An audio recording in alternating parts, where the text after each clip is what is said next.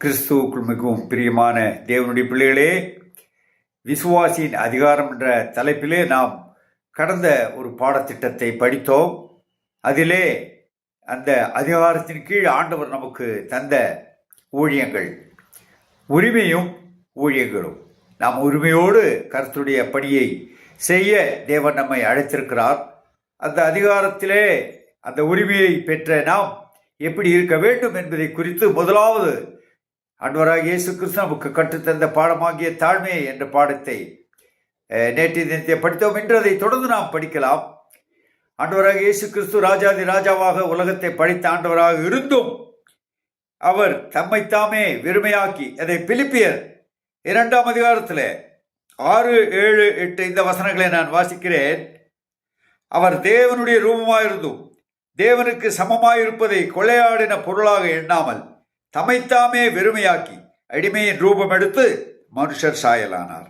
அவர் மனுஷ ரூபமாய் காணப்பட்டும் மரணப்பரியந்தம், அதாவது சிலுவையின் மரணப்பரியந்தமும் கீழ்ப்பிடிந்தவராகி தம்மைத்தாமே தாழ்த்தினார்.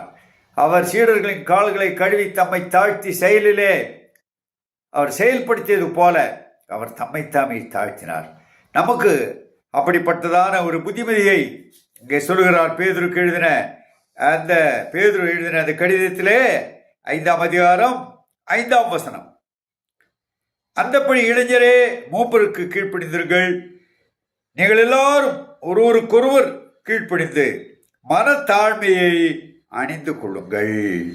பெருமையுள்ளவர்களுக்கு தேவன் எதிர்த்து நிற்கிறார், தாழ்மை உள்ளவர்களுக்கோ கிருபை அளிக்கிறார். தாழ்மையை அணிந்து கொள்ள வேண்டும். ஆடையை அணிவது போல தாழ்மையை நாம் அணிந்து கொள்ள வேண்டும். இது தேவன் தந்த உரிமையிலே இன்னொரு தகுதி.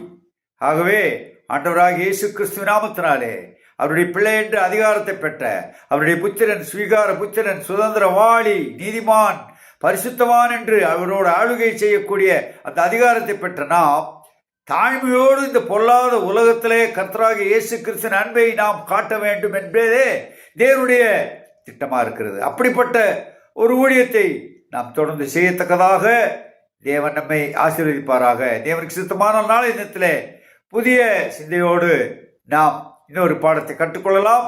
தேவன் தாமே உங்களை ஆசீர்வதிப்பாராக. ஆமென்.